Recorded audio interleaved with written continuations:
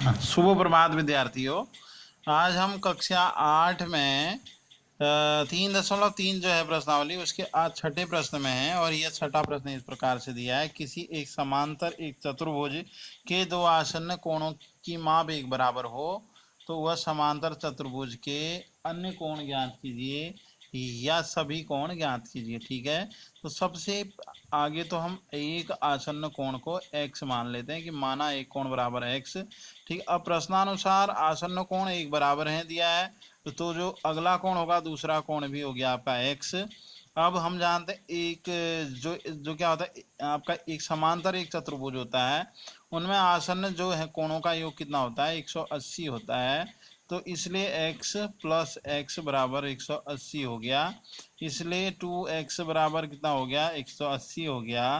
To को हम equal के उस साइड भेजेंगे तो इनटू में है 2, तो यहाँ डिवाइड में चला जाएगा, ये गया डिवाइड में। x इक्वल टू 180/2 हो गया, 2 से 180 को काट दिया, ये 90 अंश आ गया। तो बच्चों ऐसे जो उसकी माप आपका क्या होगा, मतलब हर कोण की माप आपकी ये 90 अंश होगी। ये आपका रिप्लाई आ गया। ठीक है बच्चों, ये छठा प्रश्न था। अब देखते हैं आगे। तो बच्चों अब देख रहे हैं यहाँ, अब सातवां प्रश्न। सातवां प्रश्न ये दिया है कि संलग्न आकृति होप में एक समांतर एक चतुर्भुज है होप, इसमें x, y और z कोणों की माप ज्ञात करने में किए गए जो गुणधर्मों को आपने बताना है, x और y और z की माप। ठीक है, सबसे पहले तो हम देखते हैं कोण इधर क्या है, यहाँ आपका 40 है और ये आपका y है, तो ये दोनों एकांतर कोण कहलाते हैं, तो इसलिए एक बराबर हो गए। तो y बराबर 40 अंश आ गया। ठीक है, और गुणधर्म क्या आ गया बच्चों, ये एकांतर कोण। ठीक है, अब दूसरा हम जानते हैं ये y और z जो है वो क्या होगा, ये एक त्रिभुज है। देखो यहाँ देखेंगे आप, होप में देखेंगे HPO एक त्रिभुज है, तो ये इधर कोण जो दिया आपका ये 70 अंश, ये बाह्य कोण है।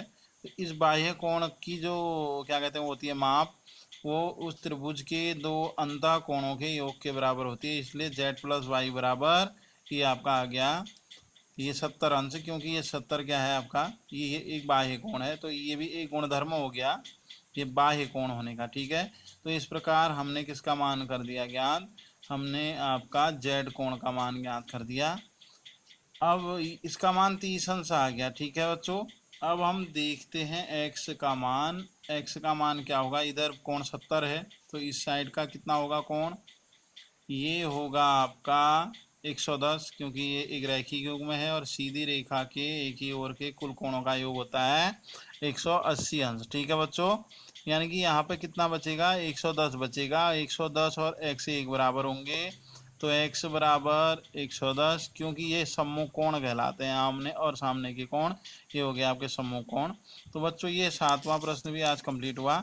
अब हम आठवां प्रश्न देखते हैं बच्चों, ये आठवें प्रश्न का हल क्या है करके। आठवां प्रश्न कुछ इस प्रकार से दिया है कि निम्नलिखित आकृतियां, एक आकृति आपका गंश, दूसरी आपका रंश, दो कैसे चतुर्भुज हैं, दो समांतर चतुर्भुज हैं तथा x तथा y को ज्ञात करना है ना, लंबाई से। ये तो आपका गंश हो गया, और x और क्या निकालना है, y। हम जानते हैं ये मान दे रखा 3x, और ये सम्मुख भुजा है, एक बराबर होगी 18, यानी 3x बराबर 18।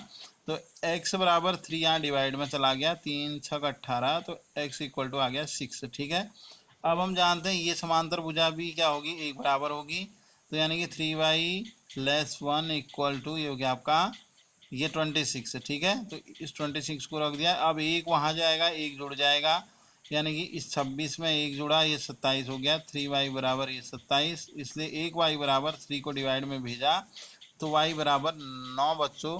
ये आपका रिप्लाई आ गया, x तथा आपका y का मान। अब एक रंश वाला है, इसको भी देखते हैं। इस दिए गए इस चित्र में जो रंश आकृति है, और इस रंश में भी हम जानते हैं ये एक कैसा चतुर्भुज है, एक समांतर चतुर्भुज है, जिसके दोनों ये विकर्ण क्या होते हैं, ओ बिंदु पर हाफ होते हैं। तो यानी कि ये y प्लस 7 का मान इस 20 के बराबर होगा। तो हमने यहाँ क्या लिखा, ये y प्लस 7 बराबर 20 और 7 को वहाँ भेजा, इस 20 में से हुआ कम तो y बराबर 13 आ गया बच्चों। एक मान ज्ञात कर चुके हैं हम। अब दूसरा हम जानते हैं, देखो ये विकर्ण भी हाफ हो रहा है ऊपर, यानी 16 और x माइनस वाई, ये सॉरी प्लस वाई एक बराबर हैं, तो x प्लस वाई बराबर 16। अब हम जानते हैं इसका मान निकाल चुके हैं हम, 13 है y का मान, तो इसकी जगह 13 रख दिया y की जगह। और ये 13 RHS में गया तो 16 में से 13 बच्चों यहाँ लेस हो गया, यानी x बराबर 3 आ गया। आपसे कहा था अंश और अंश में आप x और y के मान निकालिए, तो आप निकाल चुके हैं बच्चों। ठीक है, अब नवा प्रश्न जो है वो बहुत ही इजी प्रश्न है, तो इसलिए ये जो है ये आप होमवर्क में आप कर लेंगे इसे। ये नवा प्रश्न है बच्चों, और ये नवा प्रश्न आप लोगों ने होमवर्क से ये आपने कर लेना है।